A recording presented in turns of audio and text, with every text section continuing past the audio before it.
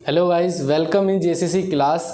And आज का जो टॉपिक है हमारा एक्सट्रैक्शन है। हम आज की जो वीडियो में एक्सट्रैक्शन के बारे में पढ़ेंगे कि एक्सट्रैक्शन हमारा क्या होता है एंड उसकी क्लासिफिकेशन देखेंगे एंड देर उसकी एप्लीकेशन के बारे में बात करेंगे विद एग्जांपल्स एंड प्रैक्टिकल्स या डेली लाइफ में जो हमारे एग्जांपल्स होते हैं उसकी क्या इंपॉर्टेंस है उसके बारे में हम थोड़ा बहुत समझेंगे। ठीक है, सबसे पहले जो हमें देखना है वो एक्सट्रैक्शन देखना है कि एक्सट्रैक्शन होता क्या है। एक्सट्रैक्शन क्या होता है हमारा, ये हमारा क्या होता है, प्रोसेस होता है इन विच वन और मोर, ठीक है, एक चीज़ आप ध्यान रखें, वन और मोर कंपोनेंट सेपरेटेड सिलेक्टिवली का क्या मतलब होता है कि हम स्पेसिफिक किसी चीज़ को अलग करना चाहते हैं। कहाँ से? वन और मोर कंपोनेंट से। ठीक है, किससे करना चाहते हैं? फ्रॉम ए लिक्विड और सॉलिड मिक्सचर। ठीक है, कोई भी लिक्विड या सॉलिड मिक्सचर होगा उसमें से हम कोई सेपरेट करना चाहते हैं एक या एक से ज़्यादा कंपोनेंट को by the help of selectively, मतलब हम जो कंपोनेंट सेपरेट करना चाहते हैं उसकी हम बात कर रहे हैं। सपोज मैं कह रहा हूँ कि अगर यहाँ पे एग्जांपल के लिए भी आपको दे रखा है कि एथेनॉल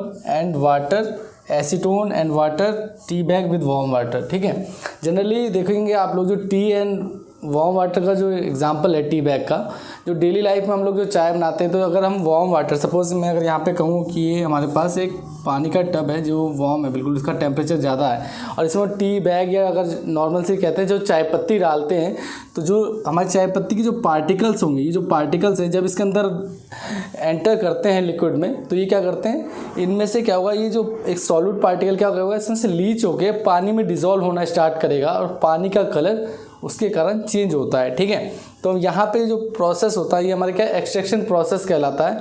ठीक है, और यहाँ पे जनरली आप देखते होंगे कि एथेनॉल एंड वाटर, जो अल्कोहल की बात हम कर रहे हैं यहाँ पे कभी कभी आप देखते होंगे जो अल्कोहल, उसमें भी हम इसका यूज़ करते हैं एक्सट्रैक्शन प्रोसेस में। ठीक है, ये हमारे पास कुछ एग्जांपल एक्सट्रैक्शन प्रोसेस का। एंड देन आफ्टर हम क्या करते हैं, एक्सट्रैक्शन प्रोसेस को फर्दर क्लासीफाई करते हैं किसके बेसिस पे, उसके फेज डिफरेंस के बेसिस पे। सपोज अगर कोई एक्सट्रैक्शन प्रोसेस हमारा लिक्विड के बीच में हो रहा है तो हम उसको बोलते हैं लिक्विड एक्सट्रैक्शन। अगर वही हमारा ऑपरेशन जो है वो क्या हो, सॉलिड और लिक्विड के बीच में होने लग जाए तो उसको हम सॉलिड लिक्विड एक्सट्रैक्शन या लीचिंग प्रोसेस कहते हैं। ठीक है, ये दो हमारे मेजर जो डिफरेंस है ये हमारे इसके बारे में पढ़ेंगे। स्पेशली इस लेक्चर्स में जो हम पढ़ने वाले हैं वो लिक्विड एक्सट्रैक्शन की बात करेंगे कि लिक्विड एक्सट्रैक्शन हमारा कैसे होता है, किस तरीके के प्रोसेस से हम देखते हैं, कौन कौन से इक्विपमेंट आते हैं और क्या क्या फैक्टर्स इसको इन्फ्लुएंस करते हैं। लिक्विड एक्सट्रैक्शन के बारे में हम देखेंगे। तो अभी हम एक्सट्रैक्शन देख रहे थे, तो सबसे पहले ना हमारे लिए ये इम्पॉर्टेंट हो जाता है जानने के लिए कि एक्सट्रैक्शन प्रोसेस हमारे लिए नीड कैसे करता है, हमारे लिए ज़रूरी क्यों है। सपोज़ मैंने बोल दिया एक्सट्रैक्शन प्रोसेस हमें करना है, लेकिन बट क्यों करना है, हमारी ज़रूरत क्या थी। हमारे पास तो डिस्टिलेशन प्रोसेस भी है ना कंपोनेंट सेपरेशन के लिए, तो हम एक्सट्रैक्शन प्रोसेस को क्यों लेके आए थे। जनरली अगर हम बात करें तो लो बॉइलिंग कंपोनेंट सेपरेशन के लिए हम हमेशा एक्सट्रैक्शन का यूज़ करते हैं। क्यों? क्योंकि डिस्टिलेशन के केसेस में जब हम डिस्टिलेशन प्रोसेस करते हैं तो वहाँ पे हमारा क्या होता है, डिकम्पोजिशन होना स्टार्ट हो जाता है और हमारे जो कंपोनेंट है वो आपस में ब्रेक होना स्टार्ट कर जाते हैं। अगर वो लो कंपोनेंट, हमारे लो बॉइलिंग कंपोनेंट है, आपस में उनका डिफरेंस कम है। ठीक है, और कभी भी हीट सेंसिटिव प्रोडक्ट की बात करें तो वहाँ पर डिकम्पोजिशन होने लगेगा। ठीक है, सपोज मैं कह रहा हूँ कि ऐसा कोई प्रोडक्ट है जिसको हम हीट नहीं दे सकते जनरली। ठीक है, ज़्यादा हम उसको टेम्परेचर प्रोवाइड नहीं कर सकते फॉर द सेपरेशन, क्योंकि डिस्टिलेशन जो प्रोसेस होता था, देखिए डिस्टिलेशन प्रोसेस में हम क्या करते थे, जनरली क्या करा कि हमने एक बाइनरी का जैसे सॉल्यूशन लिया, उसमें क्या करते थे, जैसे ए और बी हमारा कोई कंपोनेंट है, उसमें हम क्या करते थे, हीट प्रोवाइड करते थे। ठीक है, यहाँ से मैंने क्या करा, हीट का एक सोर्स दे दिया और इस हीट के सोर्स के कारण ये ए और बी में इनकी वॉलेटिलिटी में डिफरेंस होता है। वॉलेटिलिटी बोले तो बॉइलिंग पॉइंट के में डिफरेंस होता था कि इनका बॉइलिंग पॉइंट जो है ए और बी का अलग अलग होता था। सपोज मैंने बोला ए का बॉइलिंग पॉइंट ज़्यादा है, बी का उससे कम है। ठीक है, तो इन केसेस पे क्या होता था कि जिसका बॉइलिंग पॉइंट हमारा कम होता था उसका मोर वोलेटाइल कंपोनेंट कहलाता था, और जिस कंपोनेंट का जो बॉइलिंग पॉइंट ज़्यादा होगा वो लेस वोलेटाइल कंपोनेंट कहलाता था। वो बॉटम में सेपरेट हो जाता था, लेस वोलेटाइल कंपोनेंट, और हमारा मोर वोलेटाइल कंपोनेंट हमारा टॉप में सेपरेट हो जाता था। ठीक है, इस तरीके से हम डिस्टिलेशन में सेपरेट कर लेते हैं। बट इन केसेस जहाँ पे हमारा हीट सेंसिटिव प्रोडक्ट है, ठीक है, हीट सेंसिटिव प्रोडक्ट में होता क्या है, जनरली जहाँ पे हमारे कंपोनेंट हीट से सेंसिटिव लेते हैं कि मान लीजिए उनका जो बॉइलिंग पॉइंट काफ़ी कम है, अगर हमने हीट दिया तो उस पर क्या है, एडवर्स इफेक्ट पड़ते हैं। मतलब एडवर्स इफेक्ट का मतलब होता है कि ऐसे इफेक्ट जो हम अनडिज़ायरेबल होता है हमारे प्रोडक्ट की क्वालिटी के लिए, प्रोडक्ट की इफेक्टिवनेस के लिए, जो भी चीज़ें हम मान के चलते हैं जो हमारे लिए डिज़ायरेबल होती है वो उस पर इफेक्ट डालता है। तो इन केसेस हम वहाँ पे ना डिस्टिलेशन यूज़ ना करके हम एक्सट्रैक्शन प्रोसेस का यूज़ करते हैं, जिसमें हमारे किसी भी तरीके का हीट का यूज़ नहीं होता, बस हम इसमें मिक्सिंग यूज़ करते हैं और डेंसिटी बेसिस पे हम उसको ट्रीट करते हैं एक्सट्रैक्शन। ये आगे हम पढ़ेंगे किस तरीके से हम एक्सट्रैक्ट करते हैं किसी भी दो लिक्विड को। और ठीक है, यहाँ पे आप देखोगे लो बॉइलिंग कंपोनेंट के लिए यूज़ करते हैं हीट सेंसिटिव मटेरियल और सेम रिलेटिव वोलेटिलिटी। देखिए एक टर्म आया है यहाँ पे रिलेटिव वोलेटिलिटी, ये बहुत ही इंपॉर्टेंट टर्म इसलिए हो जाता है क्योंकि रिलेटिव वोलेटिलिटी का यूज़ हम डिस्टिलेशन में भी यूज़ करते थे। रिलेटिव वोलेटिलिटी का क्या मतलब होता था, किसी भी दो कंपोनेंट के वेपर प्रेशर के बीच में जो रिलेशन बताता है वो रिलेटिव वोलेटिलिटी हमारा कहलाता है। सपोज मैंने बोला आपसे कि रिलेटिव वोलेटिलिटी क्या है, it is the ratio of partial pressure of a component to the b component. ठीक है, ये क्या बता रहा है, एक रिलेशन बता रहा है वेपर प्रेशर का ए कंपोनेंट का और बी कंपोनेंट का, कि कितना हमारा कोई भी एक कंपोनेंट वेपर फेज में एग्जिस्ट करता है एक टाइम में। ठीक है, तो ये अगर हमारा रिलेटिव वोलेटिलिटी ज़्यादा होती है तो कहीं ना कहीं उनके बॉइलिंग पॉइंट का डिफरेंस हमारा ज़्यादा होता है और हम इजीली सेपरेट कर पाते हैं। बट यहाँ पे अगर कह रहा है कि सेम रिलेटिव वोलेटिलिटी है, ठीक है, तो उसमें हम देखेंगे कि वेपर कंपोजिशन सेम आने लगेगी। अगर हमने हीट भी दिया तो उसके जो वेपर फेस में जो कंपोजिशन है वो सेम आने लगेगी। मतलब कि मैंने हीट दी यहाँ से, सपोज यहाँ पे कोई प्रोडक्ट था तो यहाँ पे जो कंपोनेंट हमारे पास आएंगे इन दोनों के ए और बी के दोनों के सेम आने लगेंगे। तो जहाँ लिक्विड फेस में भी सेम थे वैसे हमारे वेपर फेस में भी सेम आ गए, तो हम ये कहेंगे कि ये तो सेपरेट हुए ही नहीं। इसके लिए हम हीट का यूज़ ना करके एक्सट्रैक्शन प्रोसेस का यूज़ करते हैं, जहाँ पे हमारे पास क्या हो, ये तीनों केसेस अवेलेबल हो या इनमें से कोई एक भी अवेलेबल होगा तो हम इसी का यूज़ करते हैं, क्योंकि हमारे ये लो कॉस्ट भी होता है। ठीक है, लेकिन आफ्टर दैट देखो इसके बाद होता क्या, जनरली ऐसा नहीं है कि एक्सट्रैक्शन प्रोसेस के बाद हमारा फुल्ली सेपरेशन हो जाता है। इसके बाद भी हमें डिस्टिलेशन का यूज़ करता है, बट वो हमारी सॉल्वेंट रिकवरी के लिए यूज़ करते हैं। ठीक है, जो ईजिली हम सॉल्वेंट को रिकवर कर पाएँ, क्योंकि यहाँ पर हम ना हीट का यूज़ ना करके एज अ सॉल्वेंट यूज़ करते हैं। ठीक है, जो भी हमारा फीड में से हमें सेपरेट करना था, सिलेक्टिव कंपोनेंट या सॉल्यूट को सेपरेट करना था, उसमें हम सॉल्वेंट के हेल्प से उसको सेपरेट करते थे। बाद में फर्दर हम सॉल्वेंट को सेपरेट करने के लिए हम उसका यूज़ करते हैं डिस्टिलेशन का। ठीक है, अभी क्या हम एक्सट्रैक्शन प्रोसेस के बारे में देख रहे थे कि एक्सट्रैक्शन की हमें नीड क्यों पड़ती है। ठीक है, जनरली हमने बात कर ली कि क्यों हमें एक्सट्रैक्शन प्रोसेस की नीड है as compare than distillation process. ठीक है, अभी हम ये देखेंगे कि जो जनरली हमारा एक्सट्रैक्शन प्रोसेस हम एम्प्लॉय करते हैं, लिक्विड एक्सट्रैक्शन की हम बात करने वाले हैं इस वीडियोज़ में। तो इसमें हम देखेंगे कि जो एक्सट्रैक्शन जो प्रोसेस है उसका प्रोसेस डायग्राम क्या है। जनरली अगर समझाना हो किसी को कि एक्सट्रैक्शन प्रोसेस होता कैसे है और इसका प्रोसेस डायग्राम है क्या एक्चुअली में, तो इसको हमने समझाने के लिए सबसे पहले क्या करना होता है कि आप देखोगे कि हमें एक फीड और सॉल्वेंट हमें चूज़ करना होता है। जनरली हमारे पास फीड हम वो चुनते हैं जिसमें से हमें कोई भी सॉल्यूट हमें सेपरेट करना हो। ठीक है, उसमें बेसिकली हमारे पास सॉल्यूट रहता है जिसको हमें सेपरेट करना होता है, किसकी हेल्प से, with the help of solvent की हेल्प से। ठीक है, तो इसमें आपको जनरली 3 कंपोनेंट के बारे में पता होना चाहिए। सबसे पहला जो होता है कैरियर होता है, सॉल्यूट एंड सॉल्वेंट की हम बात करते हैं। ठीक है, कैरियर वो सब्सटेंस होता है जो किसी भी सॉल्यूट के अपने साथ कैरी करता है। ठीक है, सॉल्यूट क्या होता है, किसी भी फीड में स्मॉल अमाउंट में जो प्रेजेंट होता है उसको हम सॉल्यूट से जानते हैं। ठीक है, सॉल्वेंट क्या होता है, सॉल्वेंट ऐसा पदार्थ होता है, ऐसा मटेरियल होता है जो किसी भी सॉल्यूट को उस फीड में से क्या करे वो एक्सट्रैक्ट कर पाए। ठीक है, इसलिए हम यूज़ करते हैं। एक सूटेबल सॉल्वेंट का selection as a chemical engineer हमें ही करना होता है। हम देखते हैं कि क्या उसकी रिक्वायरमेंट है, क्या प्रोसेस है, क्या उसका चॉइस ऑफ सिलेक्शन है, और उसके ऊपर हम बात करेंगे। ठीक है, उससे पहले हम देख लेते हैं कि सूटेबल सॉल्वेंट, हम मान के चलते हैं कि हमने कोई ऐसा सूटेबल सॉल्वेंट यूज़ किया है जो सी कंपोनेंट को, जो हमारा सॉल्यूट है वो ए से सेपरेट कर सके। ठीक है, वो इजीली क्या कर पाए, उसको डिसॉल्व कर पाए वहाँ से उसको। ठीक है, तो इसमें आप देखोगे कि हमारा सपोज यहाँ पे हम एक्सट्रैक्शन प्रोसेस मान लेते हैं यहाँ पे, तो यहाँ पे 2 फेजेस हमें मिलते हैं। ठीक है, कौन कौन से फेज मिलते हैं, एक मिलता है हमें एक्सट्रैक्ट फेज, एक होता है रैफिनेट फेज। एक्सट्रैक्ट का मतलब होता है वो फेज जिसमें हमें सॉल्यूट एक्सट्रैक्ट करके देता है, और रैफिनेट फेज जहाँ पे हमारे पास ओनली हमारा कैरियर फेज अवेलेबल होता है। ठीक है, ऐसा नहीं होगा कि जनरली हमारा सारा का सारा सॉल्यूट जो होगा 100% सॉल्यूट हमारा एक्सट्रैक्ट हो जाएगा, ऐसा नहीं होता है, क्योंकि कोई भी ऐसा प्रोसेस फिजिबल नहीं है जहाँ पे 100% एकम्प्लिश्ड हो जाए या कंप्लीटली आइडियल हो जाए। ठीक है, तो यहाँ पे कुछ ना कुछ तो हमारा सॉल्यूट भी प्रेजेंट होगा, ठीक है। तो यहाँ पे कम कंसंट्रेशन में हम बात करें तो हमारा लेस कंसंट्रेशन होता है, लेस अमाउंट की बात करें तो हमारा सॉल्यूट प्रेजेंट होता है, और हायर अमाउंट में हमारा कैरियर प्रेजेंट होता है, ठीक है। कैरियर मतलब ए, जो हमारा कंपोनेंट हमारा फीड में जमा होता है, ठीक है, जो A+C हम फीड मान के चल रहे हैं, ठीक है।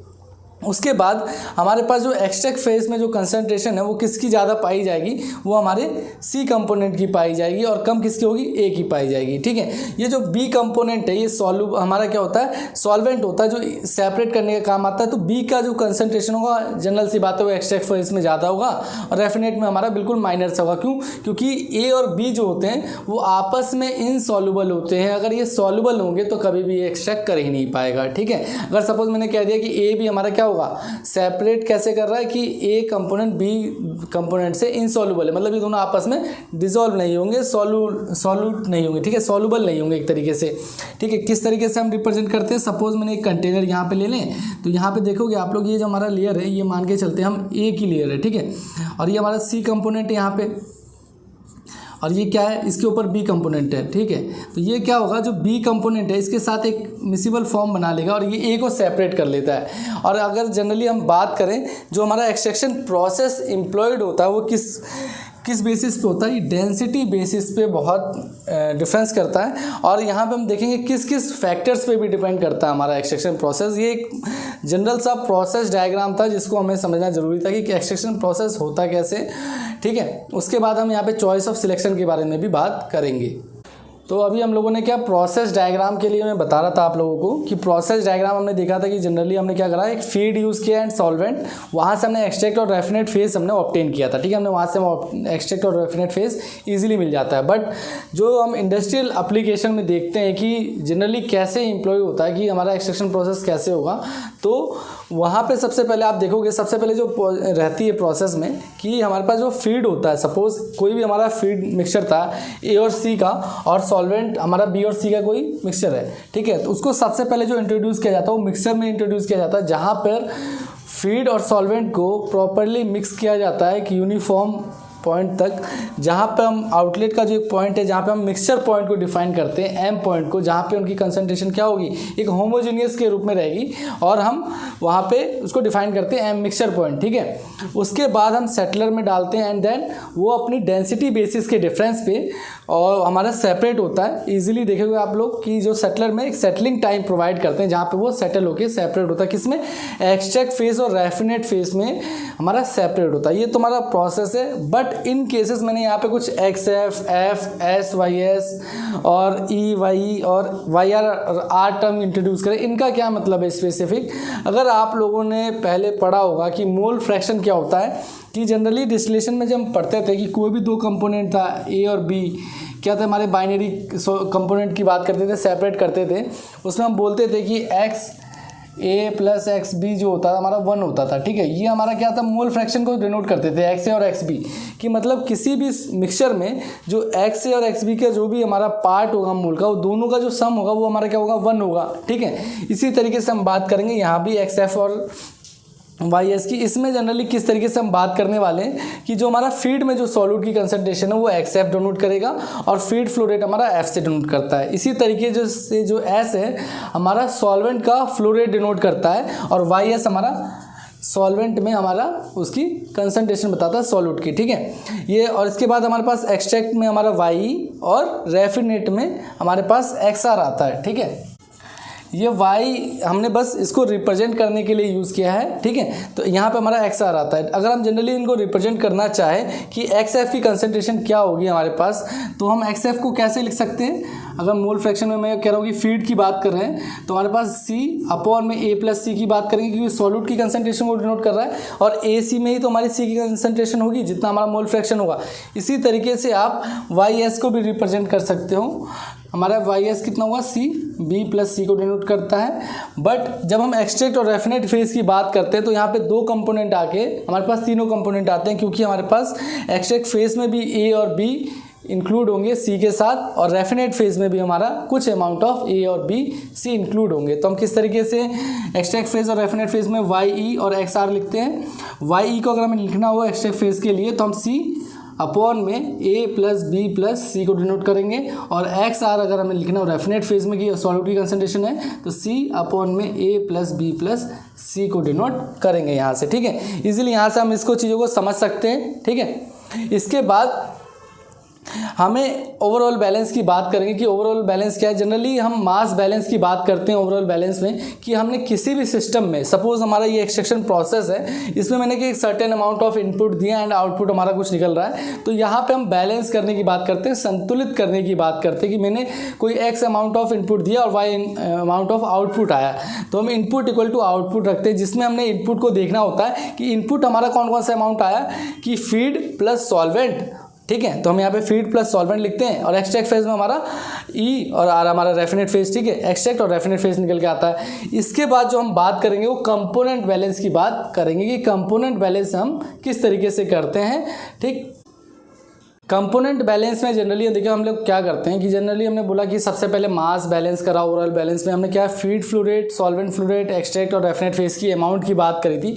बट इन केसेस अब जब हम कंपोनेंट बैलेंस की बात करते हैं तो इसमें अमाउंट ऑफ हम सॉल्यूट की बात कर रहे हैं, स्पेसिफिक कंपोनेंट की बात करते हैं। हमारे लिए जो सिलेक्टिव कंपाउंड था वो हमारा सॉल्यूट था, जिसमें हमें फीड में से एक्सट्रैक्ट करना था, तो इसलिए हम जो कंसनट्रेशन यूज़ कर रहे हैं यहाँ पे X F, Y S, Y और एक्स आर, ये सब हर एक लोकेशन पे सॉल्यूट की कंसनट्रेशन को बता रहे हैं, सॉल्यूट की अमाउंट को बता रहे हैं कि हमारा कितना अमाउंट हमारा फीड में, सॉल्वेंट में, एक्सट्रैक्ट और रेफिनेट फेज में प्रेजेंट है। उसके साथ हम कंपोनेंट बैलेंस कर रहे हैं, और हम यहाँ पे देख रहे हैं कि हमारा जो अमाउंट ऑफ सॉल्यूट है वो कहाँ पे प्रेजेंट है, कितना हमारा सेपरेशन हुआ है, ठीक है। ये हम देखेंगे, ठीक है। फीड प्लस सॉल्वेंट हमें इजीली पता था इनपुट है, और एक्सट्रैक्ट और रेफिनेट फेज हमारा आउटपुट होता था, ठीक है। यहाँ पे एक्स एफ डोनेट हमारा फीड के सॉल्यूट कंसंट्रेशन को डिनोट कर रहा है, वाई एस हमारा सॉल्वेंट के सॉल्यूट कंसंट्रेशन को डिनोट कर रहा है, वाई हमारा एक्सट्रैक्ट और एक्स आर हमारा रेफिनेट फेज को इंडिकेट कर रहा है। यहाँ जो एक हम कह सकते हैं इंपॉर्टेंट नोट करने वाली जो बात आती है कि कभी भी आपको ये ध्यान रखना है कि जो हमारा एक्सट्रैक्ट फेज का जो कंसंट्रेशन है या मोल फ्रैक्शन है वो हमारा क्या होगा, रेफिनेट फेज के कभी भी इक्वल नहीं आएगा, ठीक है। यहाँ पे नॉट इक्वल दिखा रखा है, कभी भी इक्वल नहीं आएगा, और ये हमेशा एक्सट्रैक्ट फेज ज़्यादा होगा। इसका क्या मतलब है, सपोज मैंने कोई अमाउंट ऑफ सी यहाँ पे डाला, सॉल्यूट है फीड प्लस यहाँ पे यहाँ पे हमारे पास जो ए प्लस सी का, और ये हमारे पास सॉल्वेंट है बी प्लस सी। सपोज हमारी कोई भी कंसंट्रेशन एक्स एफ रही होगी, ठीक है। हमारे पास एक्स एफ कोई भी कंसंट्रेशन है जिसको हमें क्या करना है, सेपरेट करना है एक्सट्रैक्ट और रेफिनेट फेज में। अगर मैं क्या कह रहा हूँ कि हमेशा जो है वाई ई में सी ज़्यादा होगा, क्यों, क्योंकि हमारा जो डिज़ायरेबल चीज़ है, जो हम चाहते हैं, जो हमारी एक तरीके से क्या ऑब्टेनिंग चाहते हैं कि हमारा जो एक्सट्रैक्ट हो, एक्सट्रैक्ट फेज में हमारा जो है सी की कंसंट्रेशन ज़्यादा हो, जो सॉल्यूट है, क्योंकि हम तो चाहते ही थे, ये प्रोसेस इसलिए लगाए ना क्योंकि सी हमारा क्या हो यहाँ पे ज़्यादा हो। बट इन केसेस यहाँ रेफिनेट फेज में हमारा ये क्या होगा, कम होगा। लेकिन ऐसा कभी नहीं होगा कि इन दोनों ही कंडीशन में यहाँ पे सेम हो जाएगा, तो हमारा क्या सेपरेशन हुआ, नहीं हुआ, ठीक है। यहाँ पे हमारे पास एक्सट्रैक्शन प्रोसेस फिजिबल नहीं होता है ज़्यादा, तो इसलिए हम कहते हैं कि वाई ई हमारा यहाँ पे ज़्यादा होगा और यहाँ पे कम होगा हमारा, ठीक है, as compare to X R, तभी हमारा एक्सट्रैक्शन ज़्यादा निकलता है, ठीक है।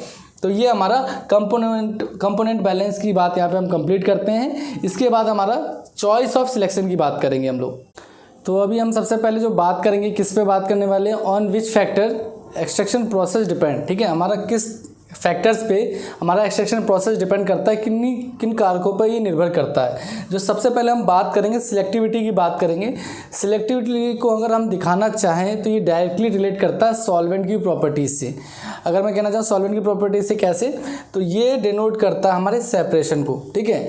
अगर जितना अच्छा हमारा सॉल्वेंट होगा उतनी अच्छा हमारा सेपरेशन होगा। ये सिलेक्टिविटी का क्या मतलब है, ये इफेक्टिवनेस ऑफ सॉल्वेंट को दिखाता है, ठीक है। हमारा कितना सॉल्वेंट इफेक्टिव है वो हमें ये बताता है सिलेक्टिविटी। ये इफेक्टिवनेस का क्या मतलब है, इफेक्टिवनेस का मतलब ये होता है कि किसी भी फीड से कोई भी सॉल्वेंट हमारा कितना सॉल्यूट एक्सट्रैक्ट कर सकता है, उसको उसकी इफेक्टिवनेस के टर्म में हम दिखाते हैं, ठीक है। तो यहाँ पे जनरली अगर हम बात करें कि अगर हमारी सिलेक्टिविटी किसी भी कंपोनेंट की ज़्यादा होगी तो सेपरेशन हमारा ज़्यादा होता है। अगर इन टर्म हम फॉर्मूले की बात करें कि हाँ भाई फॉर्मूले से कैसे समझें इसको क्या होता है, तो जनरली आप देखोगे सॉल्यूट के अमाउंट को रिप्रेजेंट करता है किसमें, एक्सट्रैक्ट फेज में, सॉल्यूट के अमाउंट को रेफिनेट फेज में डिपेंड करता है। अगर मैंने बोला कि सॉल्यूट का अमाउंट हमारा एक्सट्रैक्ट फेज में ज़्यादा था तो हमारी सिलेक्टिविटी ज़्यादा होगी, ठीक है। जैसे अमाउंट ऑफ सॉल्यूट बढ़ता रहेगा हमारी सिलेक्टिविटी भी बढ़ेगी। इस कंडीशन में हमारे रेफिनेट फेज में हमारा सॉल्यूट का अमाउंट घटेगा।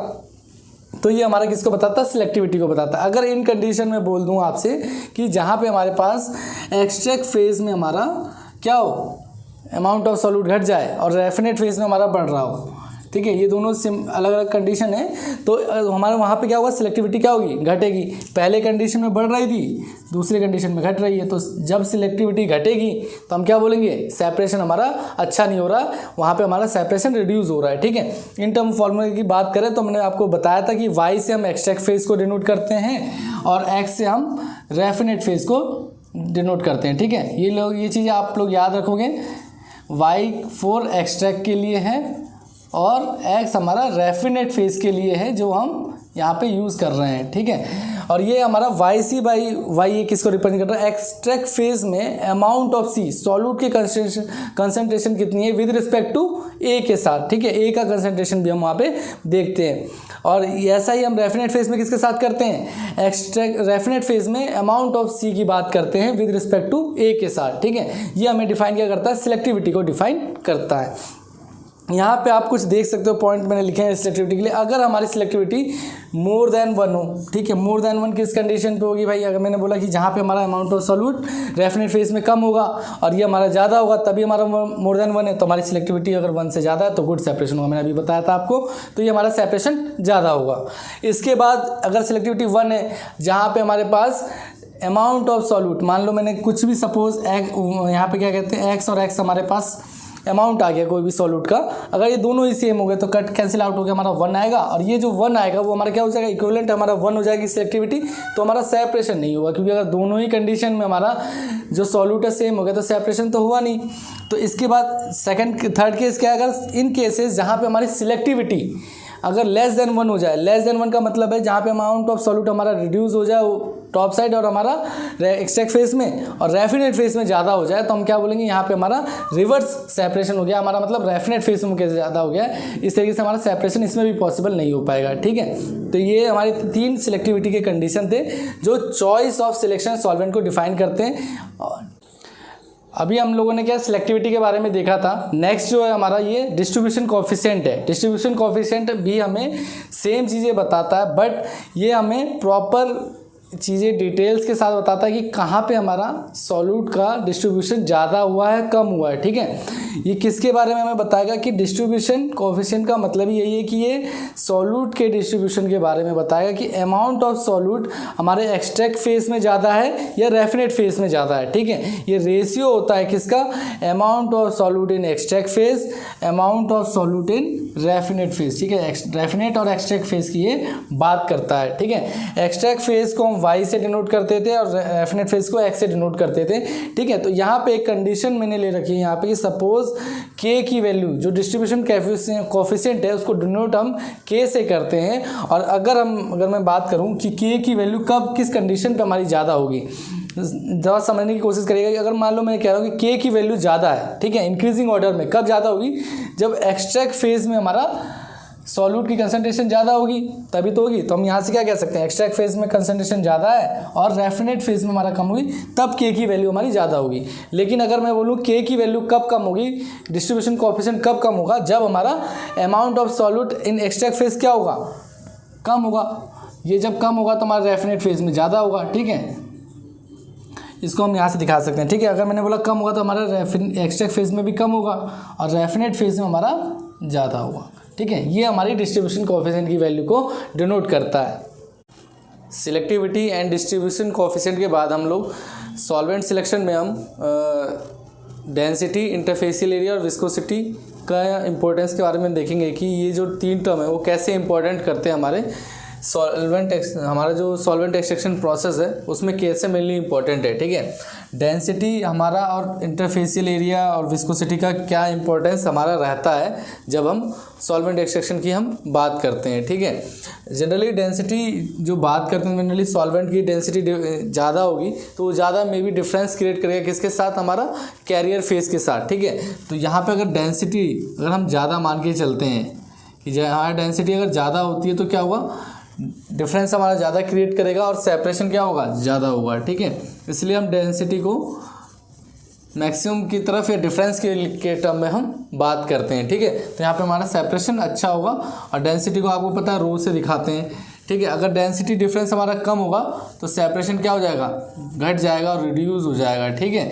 तो इस टर्म में भी हम बताते हैं। लेकिन ये डेंसिटी से होता क्या है, जनरली आप देखोगे जो लिक्विड जो होता है हमारे पास, अगर हम देखें यहाँ पे दो तरह की अगर हमारे पास लिक्विड प्रेजेंट है, अगर एक हाइयर डेंसिटी है, ठीक है, HD हाइयर डेंसिटी का है, एक हमारा लोअर डेंसिटी का है, तो ये हमारे पास अगर ये चीज़ इसके बीच में जो डिफरेंस ज़्यादा है तो वो इजीली हमारा सेपरेशन हो जाएगा टॉप में और बॉटम में। बट अगर डिफरेंस कम हो तो वो इजीली सेपरेट ना होकर वो मिसिबल फॉर्म में रह जाता है, ठीक है।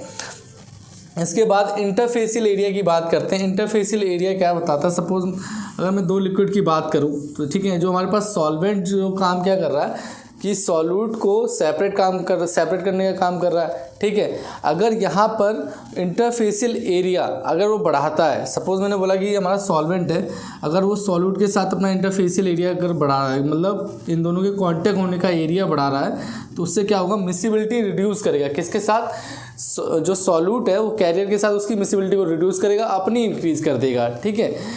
तो यहाँ पे क्या कर रहा है वो सॉल्यूबल इंटरफेसियल एरिया को बढ़ा रहा है, ठीक है, सॉल्वेंट अपने साथ, और मिसिबिलिटी क्या कर रहा है, रिड्यूस कर रहा है, ठीक हो, रिड्यूस करेगा। अगर मिसिबिलिटी को अगर रिड्यूस करता है, मिसिबिलिटी का मतलब होता है कि मिल रहा है, कितना ज़्यादा वो मिल रहा है किसी के साथ, कैरियर के साथ, और उस कैरियर की मिसिबिलिटी को रिड्यूस कर देता है तो ये कहाँ जाएगा, ये सॉल्वेंट के साथ जाएगा और हमारा सेपरेशन क्या होगा, मोर होगा, ठीक है। सेपरेशन हमारा अच्छा होगा, यहाँ पे बढ़ जाएगा, एक तरीके से हम ये कह सकते हैं, ठीक है। इस तरीके से हमारा इंटरफेसियल एरिया पे डिपेंड करता है। थर्ड क्या था हमारा, थर्ड हमारा था जो विस्कोसिटी पे कैसे डिपेंड करता है। सपोज मैंने बोला अगर विस्कोसिटी ज़्यादा हो गई सॉल्वेंट की, ठीक है, तो यहाँ पे क्या करेगा, ये बॉन्ड बना लेगा, ठीक है। बॉन्ड बनाने के कारण क्या होगा, इसमें सेपरेशन इजीली नहीं होगा, ठीक। और ये बॉन्डिंग जो होती है, अगर विस्कोसिटी हमारा ज़्यादा होगा तो बॉन्डिंग क्रिएट कर लेगा। और बॉन्डिंग किसकी वजह से क्रिएट करता है, ये कोहेसिव फोर्स की वजह से क्रिएट होगा, जो हमारे मॉलिक्यूल्स के बीच में लगता है। इसकी वजह से हम क्या कह सकते हैं, कोहेसिव फोर्स अगर इंक्रीज हो जाएगा तो बॉन्डिंग बनेगी। और बॉन्डिंग क्यों बन रही थी, जब हमारी विस्कोसिटी ज़्यादा थी, तो यहाँ पर हमारा जो सेपरेशन होता है वो रिड्यूस हो जाता है, ठीक है। और यही अगर हम विस्कोसिटी कम की बात करें, ठीक है, यहाँ पे हमारा सेपरेशन रिड्यूस हो रहा है। अगर यही हम किसकी बात करें, विस्कोसिटी डिक्रीज़ करने की, तो हमारा क्या होगा, सेपरेशन बढ़ जाएगा, ठीक है। क्यों बढ़ जाएगा, क्योंकि हमारा बॉन्डिंग कम क्या हो जाएगी, वीक हो जाएगी, और कोहेसिव फोर्स हमारा डिक्रीज़ हो जाएगा और सेपरेशन हमारा इंक्रीज़ हो जाएगा, ठीक है। ये हमारे जो तीन टर्म थे, डेंसिटी, इंटरफेसियल एरिया और विस्कोसिटी, आई होप समझ आया होगा। ये बहुत इंपॉर्टेंट टर्म हमारे सॉल्वेंट सिलेक्शन की प्रॉपर्टीज़ में दिखाते हैं। ये सारे जो हमने जो पढ़े हैं अभी, डिस्ट्रीब्यूशन कोएफिशिएंट, सिलेक्टिविटी, डेंसिटी, और ये चीज़ें जो है ये सॉल्वेंट सिलेक्शन की बात कर रहे हैं। इसके बाद जो तीन हम कह सकते हैं, जो बहुत छोटे से पॉइंट है, कि अगर जो हमारा सॉल्वेंट होता है कैसा नेचर में होना चाहिए, नॉन टॉक्सिक होना चाहिए, क्योंकि अगर टॉक्सिक है तो उसको ऑपरेशन में हमारे दिक्कत आती है। नॉन फ्लेवेबल होना चाहिए क्योंकि ईजिली हम उसको हैंडल कर पाएँ, और लो फ्रीजिंग पॉइंट होना चाहिए। ये सारी चीज़ें हम सॉल्वेंट के सिलेक्शन के लिए ध्यान रखते हैं, ठीक है। आई होप आप लोगों को ये जो एक्सट्रैक्शन प्रोसेस है बहुत अच्छे से क्लियर हुआ होगा। And thank you so much video देखने के लिए आप सभी का।